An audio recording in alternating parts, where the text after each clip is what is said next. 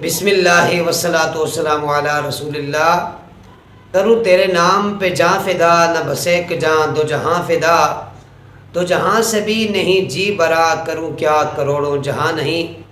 مطلب سامعین، کل کا دن بڑا عظیم دن ہے اور بڑا خاص دن، اس کو سمجھیے اور اپنے تمام تر اختلافات کو ایک سائڈ پہ رکھ کر، مسلکی تنظیمی ان کو ایک سائڈ پر رکھ کر، کل حضور صلی اللہ علیہ وآلہ وسلم کی ختم نبوت کے لیے سپریم کورٹ میں حاضری کو یقینی بنائیں اور رسول اللہ صلی اللہ تعالیٰ علیہ وآلہ وسلم سے اپنی نسبت کا اظہار فرمائیے اور غلامی رسول کا ثبوت دیجیے۔ اور دوسری بات یہ عرض کرنا چاہوں گا کہ آج کتنا ٹائم ہو چکا ہے حضور صلی اللہ علیہ وآلہ وسلم کی ختم نبوت کے حوالے سے، اور حضور صلی اللہ علیہ وآلہ وسلم کی ختم نبوت کے اوپر حملہ کرنے کی کوششیں جاری ہیں۔ اب دیکھنا یہ ہے کہ کتنے لوگوں نے حضور صلی اللہ علیہ وآلہ وسلم کی ختم نبوت کے حوالے سے آواز اٹھائی ہے۔ جو لوگ بڑی بڑی باتیں کر رہے تھے، جب ان کے پیر کے حوالے سے اگر کوئی بات کی جائے پاکستان کے اندر، تو سوشل میڈیا پہ انہوں نے آنت مچا کے وہ رکھ دیتے ہیں۔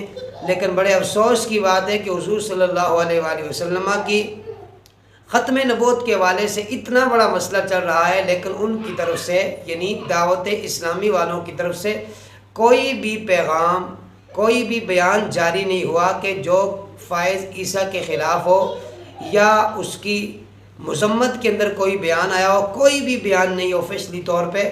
تو یہ عوام اہل سنت کو سمجھنا چاہیے کہ یہ لوگ کس طرف جا رہے ہیں۔ اب حضور صلی اللہ علیہ وآلہ وسلم کی ختم نبوت کا معاملہ یہ ایسا معاملہ ہے جو کسی ایک تنظیم کا نہیں بلکہ پوری امت مسلمہ کا یہ معاملہ ہے۔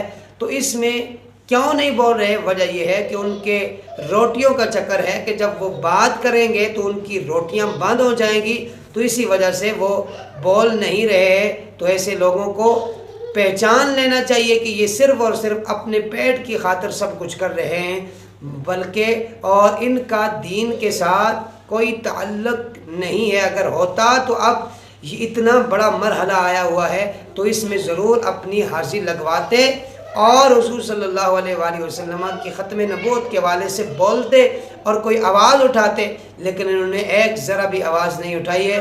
اللہ تبارک و تعالیٰ کی بارگاہ میں دعا کرتے ہیں کہ اللہ تبارک و تعالیٰ ہمیں نبی رحمت صلی اللہ علیہ وآلہ وسلم کی ختم نبوت پر مر مٹنے کا جذبہ عطا فرمائے اور حضور صلی اللہ علیہ وآلہ وسلم کے ساتھ سچی اور سچی محبت نصیب فرمائے۔